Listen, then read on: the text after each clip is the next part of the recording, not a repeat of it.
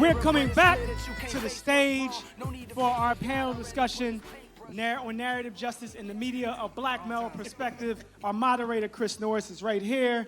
Reuben Jones is right here of Frontline Dads. Derrick, Cain of Rizal, Philly. Ameen, Akbar of PhYY basketball. And Aaron Smith of Temple University, who teaches a lot of amazing classes on hip-hop and Africology.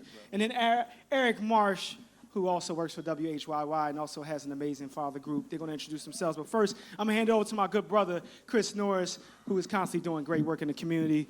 Thank you so much. Clap it up for them. Let's get some energy going. Thank you so much.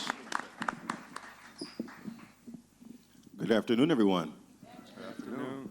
Well, since we did the introduction, I won't have to do that again, right? Yeah. Cool. I want to start with setting a baseline for people who may not be familiar with what we're celebrating here. Reuben, I'd like to start with you. I'm going to take this off if I can. So one of the goals of the Heart of This Story initiative was to create an opportunity for black men and boys to sit together and share love stories. What was that like for you, and why do you think it was important? First of all, thank you, Chris. But it was a great experience for me. Like you said, I learned as well as facilitating this curriculum that Josh, her team, came up with. I think it was important because we deal with young men every day in a couple of different capacities, some of which are, leaving incarceration, some of which are non-custodial fathers.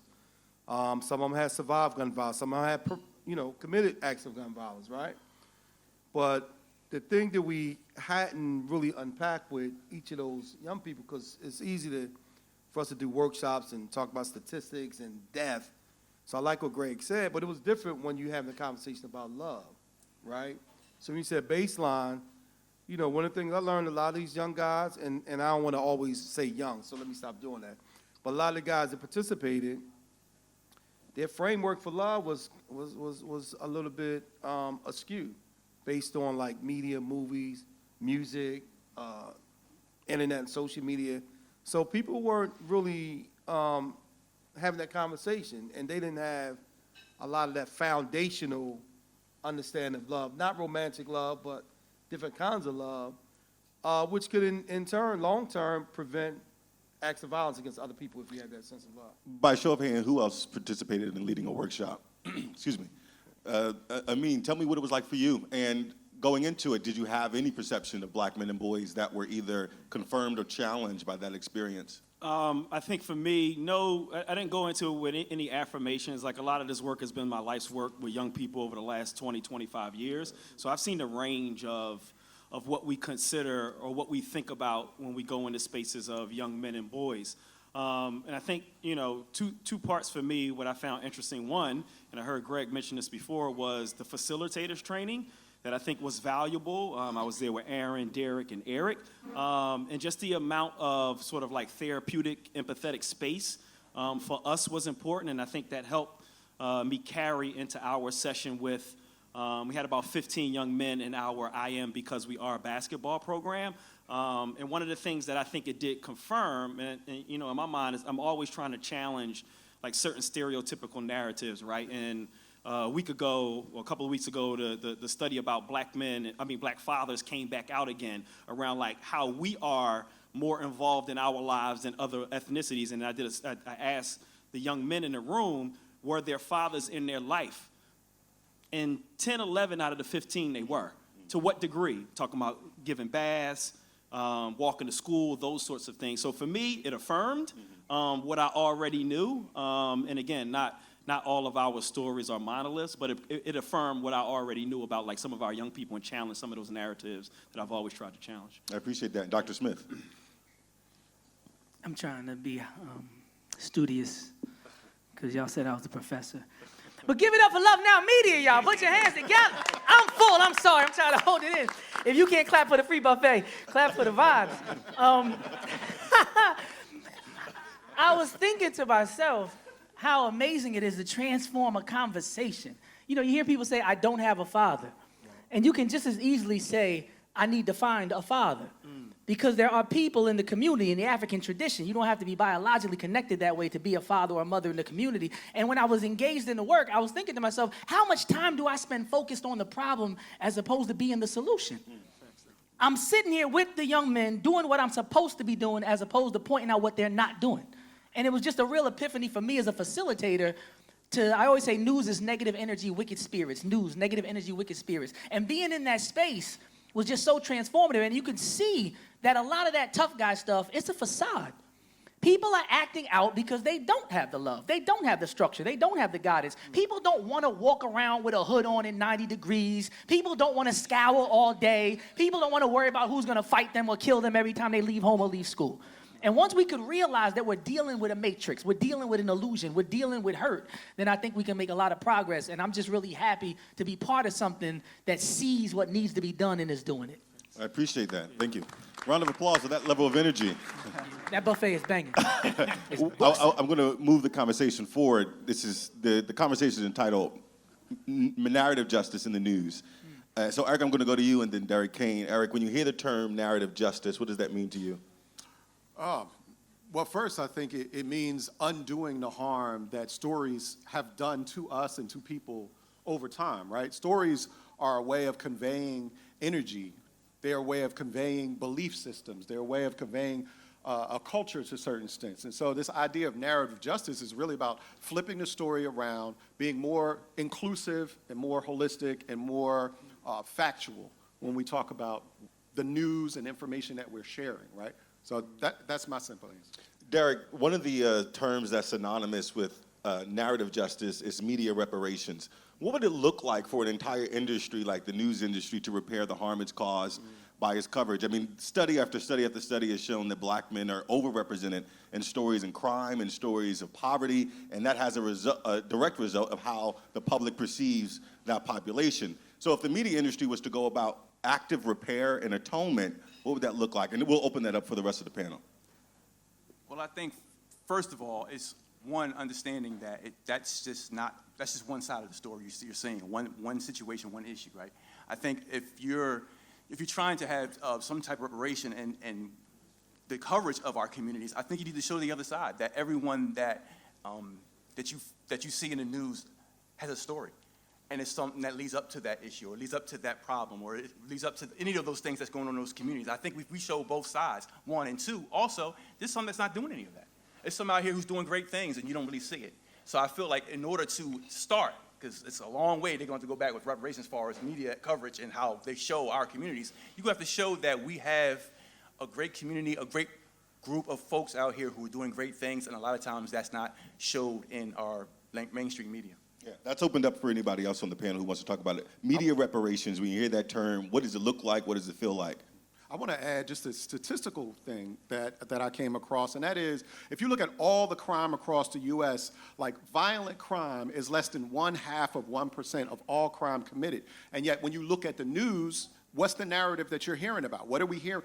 The news is constantly perpetrating this story that violence is the main thing that's happening around our community. So I think the first thing would be to more equitably tell those stories. I mean, we're always in groups where we're talking about this thing, and when you hear from the public, when you hear from the community, they want to hear from young people. Young people need to tell their own stories, because we as old heads are messing it up. And we need to tell more stories like what Josh, Duncan, and Love Now Media are doing, centered in love, telling those positivities, because as social creatures, we respond to the energy and information that we're given. And so when we tell more stories of love, we then give that out, and that's how we walk around. You know what's interesting, Chris and Eric, makes me think about, like, one, I have more questions. Like, one, whose medium are we talking about, right? So Josh's medium is like, yeah, cool. Like, this is the space for me. If we're talking about this sort of, like, umbrella of mainstream medium, yeah, unless you... I guess I should use the term legacy media. Yeah, because my mind is always like, man, unless we're unpacking, like, the dollars associated, the advertising dollars associated for, like, what promoting black pain and black struggle looks like, yeah, good luck with that one.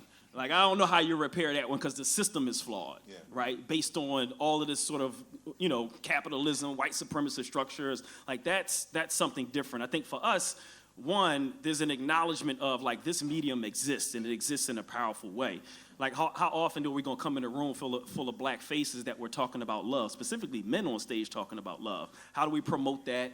How do we amplify that? Like, those are the places and spaces that, I think deserve the most attention. For me, like, as a recipient of news and medium, like, I don't know, I'm not smart enough to challenge it. I'd rather like, let's rock with these spaces and flood these spaces as best as possible, because that other side, man, I just have more questions than I do answers at this point. That's fair enough. Anybody else before we move on? The concept of media reparations, what would that look like? What would it look like for an industry to actively engage in atonement and repair? And what I've heard, it sounds like the through line is, A, combating it with different types of messaging, and then finding the outlets that actually do the work that we regard and patronize that, right? But also, too, doing a deeper dive. I just think, too, there's a lot of nuances to some of these stories, and you don't really get to hear that a lot of times in legacy newsrooms. It's also, a lot of times, to people, a point right here, it's like you're always left, especially in legacy newsrooms, with more questions than answers after the story is told. And a lot of times it's just left at that. So I think it's just also doing a deeper dive, understanding what really went on in this situation or this problem that happened in this community. Yeah. What's the messaging to take out into the world, into the community around black men and boys? If the messaging that so much of the public has received is that black men and boys are dangerous, they're a problem in school, they need discipline, they don't have fathers, if those are all incorrect and we're thinking about corrective measures and repair, what are those messages that we need to reinforce and how do we get them out there? Who are the storytellers? That's open. Well, I think I would start off by saying, and I want to acknowledge Brother Yumi Odom, who's in the audience. Between Brother Yumi and the Fator Heru Institute has been doing rites of passage and rites ascension programs for X number. You could tell them your age. I don't want to tell them how long you've been doing it. But between that man and this man right here, Reuben Jones, they're mentors to me. And so for over 20 years, we've been seeing the beauty of black boys, the beauty and joy and power and strength and intelligence and genius. And I want to give a shout out to my son, Aaron, who's sitting here, is probably the youngest member in the audience because he is an example of all the good things that black boys bring to us, right? And so I bring him in this space to amplify, so he can be poured into and absorb that. And so I know I'm going a little bit of a tangent, but I think it's important that they bring us joy, right? There's so much positivity, just like what we're talking about here, like being in this space with each other. The feeling that when you see black men walking in the room together, you get that. Oh, it's about 6-7 hugs. All of that, like that is nothing but love. Okay, so we have joy is one of the messages. Black men and black boys are joyous. What's another message that we should be putting out into the world to counteract the other messages, the harmful messages? I'm going to say hope. Black men and boys are hopeful. I see a lot of hope, yeah, because they show up, right? When you create this space that they're comfortable with, they're going to show up. Yeah. The problem is there's not enough of those spaces, right? So it's up to us to like create more. And creating that kind of narrative is important to understand too, because don't get me wrong, every life that's lost, it leaves a hole in our community, right? So I say this carefully, I'm gonna tread on thin ice when I say this. It's 1.5 million people in this city, right? Even when we have 500 murders, the reality is 99.95% of the city is not killing anybody. Right? But we'll use those numbers to like kind of reflect. And you don't have to name it black, but when you see it on the news, without even saying it's a black male, the images and the storyline kind of leads you into thinking. I had a conversation last night with a woman and this is somebody who's active in the community, who admitted like, yo, when I see young brothers walking towards me, I click my lock. We ain't gonna judge it, right? That's a fear that's grown out of that media onslaught of who black men are. So we gotta engage in that kind of narrative and really shed light on the hope that exists when you provide the space. Not to make light at all, but you remind me of this SNL skit. I don't remember, it was Keenan and somebody else in there, like watching these different news and they're hoping that it's not a black face that comes up on it. And I feel like a lot of times we watch those stories and we just kind of have our fingers crossed, oh, don't let it be us, don't let it be us. And then sometimes when it's not, we feel like a sigh of relief because it feels like we caught a break, right? Because what we're talking about is also the impact it has on the ethnic image as a whole, right? That's the type of privilege that we don't always enjoy is that one, as you talk about, these small groups of people doing these small acts tend to represent the entire ethnic image. Right. Derrick, we have black men and boys are joyful, black men and boys are hopeful. What are one of the messages that we should be taking out into the community? I definitely feel love. I feel like within this space now, I've learned a lot. When we went through the training, when you talked about that, I felt a lot of the training showed me things that I wasn't even thinking about when we talk about love, and I didn't really put those two together. So I think love, and I want to shout out, we have Philly in the building, which is doing a great work with the youth in their community. We got Creative Mind Productions, actually has one of the students with them. Like when you talk about love, it's not only just the love when we think about from our parents, but it's the love from the community. It's the love for people who just show them that, hey, it's another way, it's another option. And they're showing the love and it's putting that time and then devoting all that time to the youth to show them that we care. So I think showing that picture as well, that love comes in different forms and shapes and sizes, and understanding what that is, because I know a lot of things I didn't even know until we did this training.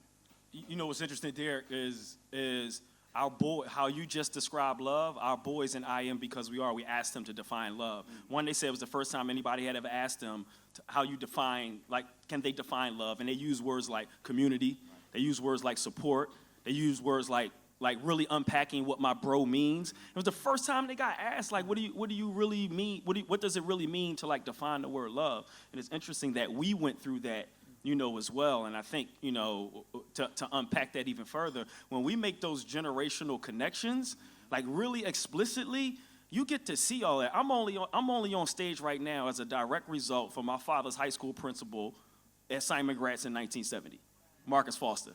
He spoke life into my father in 1970, right? Every young person that I've ever come across, I say the words that you're getting from me come from Marcus Foster, and they've never met Marcus Foster, right? And I think it's important for us to be able to tell, like, we don't live in a vacuum when we're talking about black men and boys in love, right? Community trauma takes community healing, and that's the way to do it for me. Dr. Smith? I would say empowered. I remember when hip-hop was, in the early stages, like in the scene of Wild Style they use in Illmatic, you earn a medal for this. Like, what are you going to do with it? Like Beat Street, you're not going to get a job in hip-hop. And there was a moment where the previous generation had missed the potential of a new innovation that was going to transform the world. And I'm really pleased at what Love Now Media is doing, because it seems like we're not going to repeat the mistakes of previous generations. We're not going to miss the potential and impact of social media the way that our elders missed the potential of hip-hop. Because when we say the narrative, if you look at traditional legacy media and some of these bloggers and the numbers that Joe Rogan and them are getting, and some of these YouTube influencers and IG people, that's not where the narrative is being received. And they always say eyeballs equal dollars. I don't think people really realize that the power is really in the people. It's been decentralized. We're working on the economic system, but in terms of media, we can pick up a camera just like anybody else in a way we never could before. Some of y'all remember when TV would go off at 12 o'clock, only had 3 channels. It would start beeping with a little rainbow and you gotta wait till the morning. Times have changed dramatically, exponentially. I mean, people are empowered. You can get your own DJ, your own panelist, your own facilitator, your own cameras. You can cut it up, put it on TikTok, put it on IG. You can do all kinds of things you couldn't do before. You have to realize that if they tell their story and we're not watching, then they're doing nothing but talking. We have the power. We have to give it our attention and our energy. When you're dealing with something that is like a vampire, that's feeding off of your energy, even negative energy is energy. Sometimes they troll us. They trigger us. They give us our trauma over and over again, right? They keep showing dead bodies and showing different images. I think we need to realize what the game is and say, you know what? I can't feed that. I won't invest in that. And I'm going to redirect my energy in such a way that I'm going to give power and empower the young people. Teach, man, teach. Can I add to that real quick? And I don't want to, I love your energy. I don't want to bring your energy down. And I want to just give everyone in the audience something to think about. How many of you in the audience know what drill music is? Right?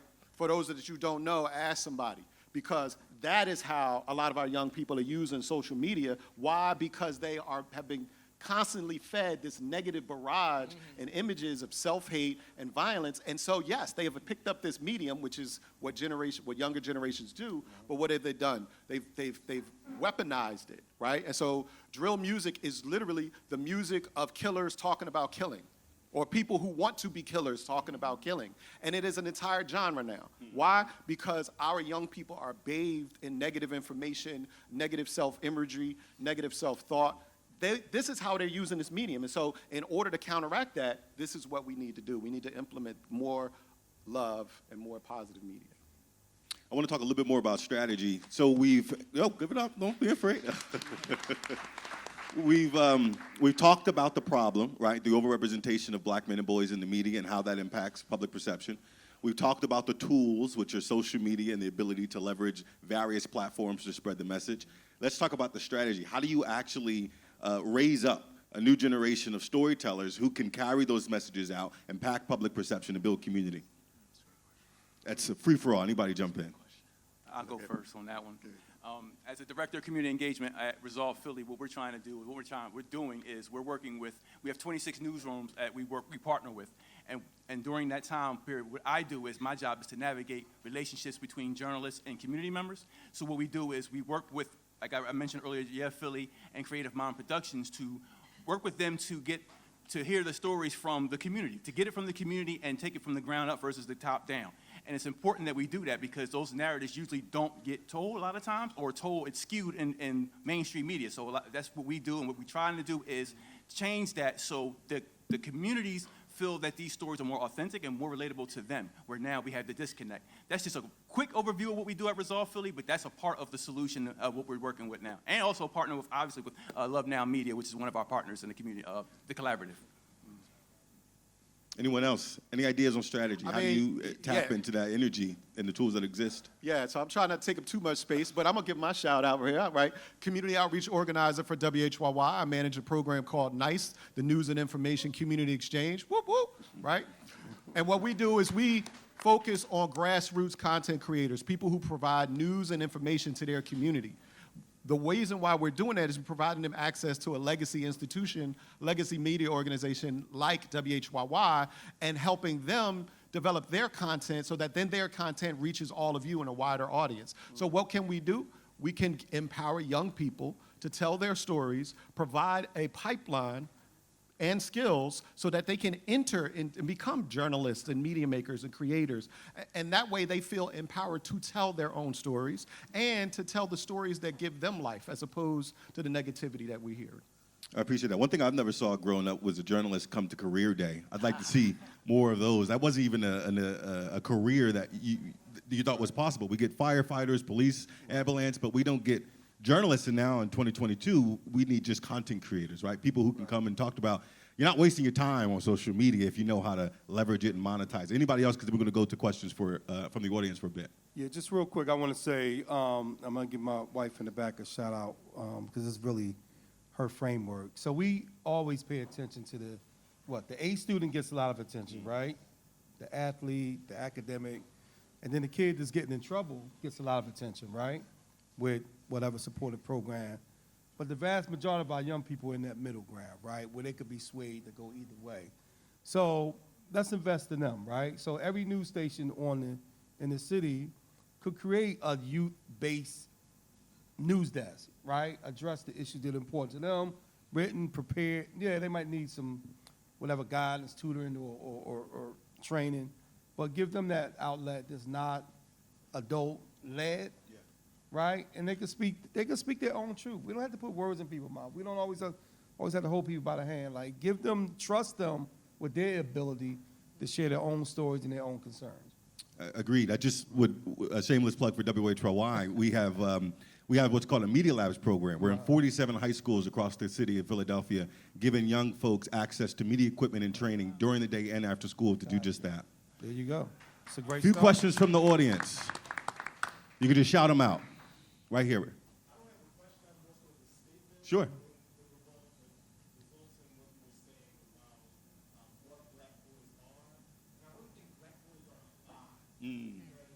Alive.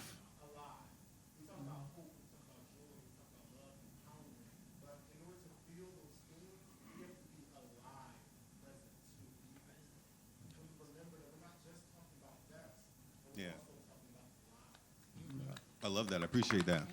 Questions from the audience? If you don't have a question, if you want to shout out a word that black men and boys are, that's acceptable too. Resilient, I hear that. Anyone else? Brilliant. Anyone else? Courageous. Keep them coming. Empowering. God. Wow. Leaders. Curse breakers. Amplifiers. Good stuff. What is that one? Relentless. Few more. Intelligent. Strong. Love. Compassionate. I love it. Say that one more time. It's okay to be soft. Greatness. Give yourselves a round of applause. We're going to end this segment with our esteemed Professor Aaron Smith from Temple, who's going to do a remix of... Oh. Oh, I'm sorry. I didn't see you, my brother.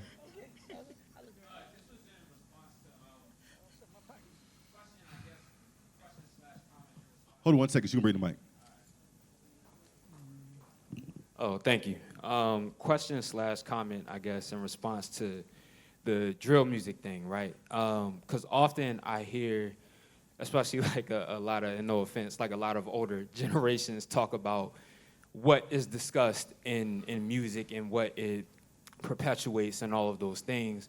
And also, I often think about what are we doing to change the language that those communities have access to, right? Because sometimes I think we have this demand of the art to shift first and then the life to mirror that, and I don't think it, as an artist myself, I don't think it works that way, right? More times than not, we're hearing people talk about what their experience is with the language that they've been given to talk about that experience. So if we're in these communities and we're putting in place more things that give us the language to process all these things, drill music might look different, right? And I think there are tons of examples if we decide to be intentional about finding that music that show what that can sound like, right? Because a lot of times there's what's perpetuated, which we already understand has nothing to do with us, and then there's what actually exists and what we are predominantly engaging with, and those things don't always look the same. So I guess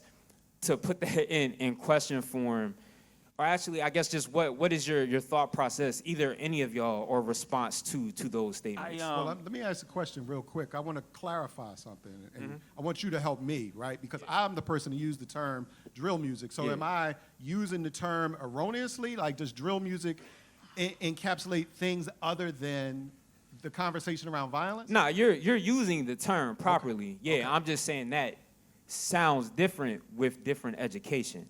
Understood. And I just want to also add that, and Chris knows this, that I have a personal love-hate relationship with the Philadelphia School District because I've thought for decades, and I thought for decades that our school district has failed our children. A lot of people want to put the responsibility on parents. We know this up here. All of you who are out here are parents, understand that. But there's also society is weighing on us in a way that we expect the school district and what we spend our tax dollars on to help educate our children and prepare them for the 21st century, right? Prepare for, so when you talk about the accessibility to language, right? I, as a parent, do what I can on my side. I expect the school district to do their job, and I expect society to do their job. And so drill music, as I brought it up, is a direct response to that failure and a direct response to the pressure that society is putting on black boys within this city. And the thing that I'm thinking of, and I don't know how many of you know that quote from Neely Fuller. I'm going to get it wrong, so I'm not going to try to repeat it, but anybody knows it better than me. But what we're seeing is absolutely normal for the abnormal condition we're living in. Right? So that's the reality. They're expressing themselves 100%, and that's a level of authenticity that we need to tap into at a younger age before it turns bitter and violent. So that's all I'm saying is that they are expressing themselves. It is creative, but the problem is that it's reflecting a broken society, and we have to figure out ways to give them tools and to save them from the inundation of negative, harmful, and sometimes even evil media that they consume. Yeah, this is, and we'll try to be as concise as possible. But an answer to what you raised, and Eric, what you're talking about is, and it's interesting, like full circle moments. Like I'm looking at Aunt Smith, I'm looking at Zori, like two educators who I've spent a lot of time with, and taught students how to critically think through and ask the right questions, and also created a platform for young people to tell their story. Right. So there's the consumer of what music is, and then there's the sort of like, I'm gonna interrogate. Wrong word. I don't really like that word. Interrogate. I'm gonna question, right? But that's question that's founded in the identity that they allowed to happen in their classroom. that they allowed to happen with like, hey, I embrace who you are, right? I have a skill set and the knowledge that I'm going to bring you into. Let's examine what you're listening to. And oh, by the way, that's the entry point to examine every system that you are part of, right? And I've seen really great educators, and I'm naming Ant and Zori specifically because I spent a lot of time with them at Youth Build, to be able to do that. Last thing I'll tie into is how do we create more Ants, Zoris, Reubens, Erics, Derricks, Aarons, Gregs, right? The health and safety of young people is always directly tied to the adults in their life. Right? So we consume at the same rate. What are we questioning about what we consume so then we can be better role models for those young people that they're consuming the same thing? My pop always said every thug want to be hugged. Are we providing the right hugs? Right? We can't blame young people for what we're doing, right?